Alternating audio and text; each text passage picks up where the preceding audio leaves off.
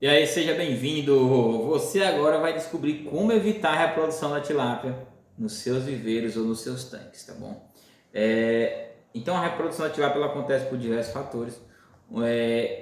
Primeiramente, a tilápia, para ela ser produzida, ela precisa ter um lote, tem que vir no mínimo 99% da tilápia tem que ser macho, porque senão você vai ter prejuízo. Então, o que vai acontecer? Você vai ter que fazer o seguinte: você vai ter que ter mecanismo para controlar esse 1%. Isso é um laboratório qualificado. Quando você pega um laboratório que não tem qualificação, às vezes nem reprodução ele faz, nem reversão sexual, o que vai acontecer? Você vai ter um prejuízo muito grande, porque se você não produzir só macho, você tem um problema muito grande, tá? Então, se você quer aprender como a gente resolver esses problemas, fica aqui no vídeo até o final, que eu vou dizer para você como isso pode acontecer, tá? Primeiramente, vou explicar para vocês o que é um processo de reversão sexual. A tilápia, ela é um organismo que a fêmea faz o seguinte: ela deixa de crescer para reproduzir quando ela chega em determinada fase de produção. E quando você tem um lote que tem muita fêmea, você vai ter muito peixe desuniforme, peixe grande, peixe pequeno. Isso naturalmente vai acontecer, tá? Então é muito importante que você também tenha certeza que nesse lote você tem o seu fornecedor faça reversão sexual. A reversão sexual ela acontece até os seus 28 dias após a eclosão dos ovos da tilápia, tá bom? A tilápia ela é colocada em arpa onde você vai ter relação de duas fêmeas para um macho aproximadamente. E aí durante uns 15 dias essas fêmeas já estão eclodindo os ovos dela na boca. Ela pega o ovo e o macho fecunda o ovo e ela vai lá, coloca na boca e ela fica nesse processo de incubação do ovo dela, tá certo? É um processo um pouco mais complexo, mas estou resumindo aqui um pouco. Aí nesse processo, quando esse ovo eclode, ele eclode com um saco vitelínico, tá certo? Que é um sacozinho de vitelo, e esse saco é rico em proteína. Então essa lava de tilápia, nessa parte ela vai para o laboratório onde ele vai ser hoje ela vai para o laboratório onde vai ser introduzida ração com hormônio masculino, tá bom?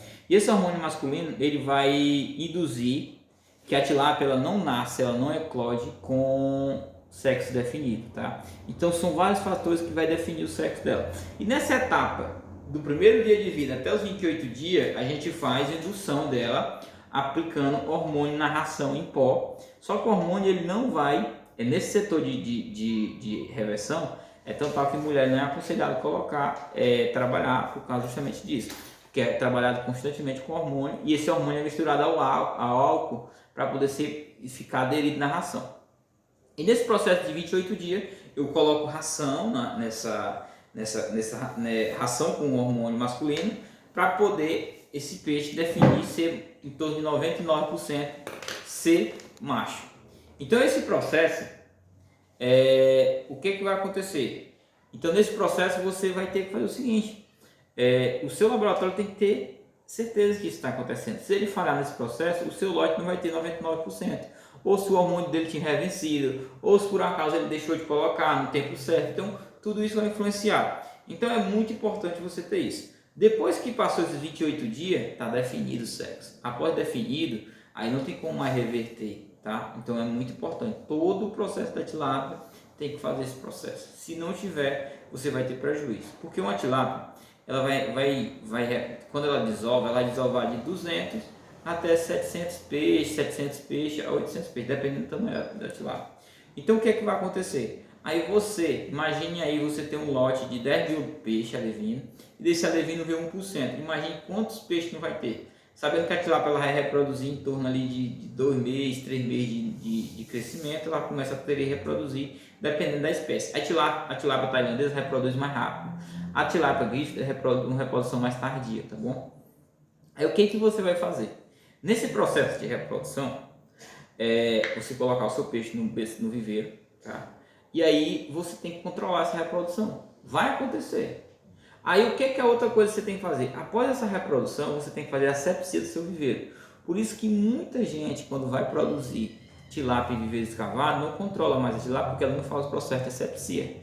E esse processo de asepsia é fundamental para ter um novo ciclo rentável. Agora vamos lá, imagine aí você colocou a tilápia, você não fez o processo de evitar a reprodução da tilápia. Na verdade, não é evitar, você controlar os alevinos. Aí você não fez esse processo. Tirou a tilápia grande e deixou os alevinos lá. Imagine no outro ciclo. Essas tilápias não vão estar revestidas de jeito nenhum. Quantos milhares e milhares de peixes não vai ter depois? Você vai ter controle do segundo ciclo? Não vai ter. Por isso, para você produzir tilápia, você precisa ter um viveiro com dreno e abastecimento independente. Você precisa ter declividade, não é só um dreno, tem que ter a declividade correta, tá bom? Então, a primeira coisa, você para evitar, tá certo? E não ter prejuízo na sua piscicultura, você primeiramente vai aprender a seguinte técnica. Só existe uma forma de você controlar, duas, tá? A primeira, você colocar um predador no seu viveiro, tá? Qual é a questão do predador? Você vai escolher, o seu viveiro está lá, vamos supor que você tem lá 1000 metros quadrados e para cada 10 metros quadrados você vai colocar um predador lá dentro. Ou um surubim, ou um dourado, ou uma traíra, enfim, um peixe que se alimente. Só que você vai colocar esse predador quando ele tiver aproximadamente, sua tilápia tiver aproximadamente uns 100 gramas a 50 gramas. Por quê? Quando o alevino do carnívoro for lá, ele não vai consumir a tilápia que você está produzindo para consumo. Ele só vai consumir aquela tilápia que vai se reproduzir, os ovos da tilápia. Então isso é um controle biológico dentro do seu próprio viveiro. Aí você fazendo isso, você já tem um controle. Aí o que tem a vantagem? Que além de você estar controlando, você está cultivando uma segunda espécie que tem um valor econômico também, que é um peixe carnívoro. Você consegue fazer isso com muita facilidade. A segundo, o que você vai fazer? A relação é, para cada 10 metros quadrados, coloca um peixe carnívoro, tá bom? Um dourado, um alevino. Aí vamos supor que você tirou o seu peixe, e o seu peixe lá tinha 800 gramas, e o peixe carnívoro lá deu 500 gramas.